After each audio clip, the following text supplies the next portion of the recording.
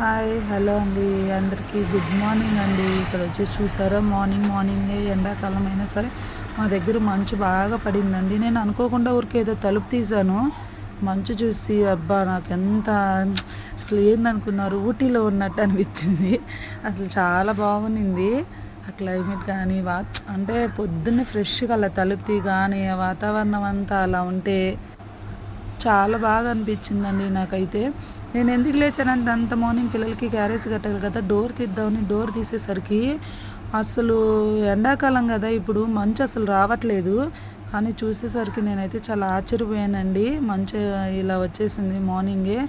అసలు చాలా బాగుంది. ఇదే లాస్ట్ అనుకుంటా, ఇంక తర్వాత నుంచి ఇంక మంచే రాలేదు, చాలా ఎక్కువ వచ్చేసింది మంచు. మళ్ళీ నెక్స్ట్ ఇయర్ కలిసేది మంచులో ఇంకా.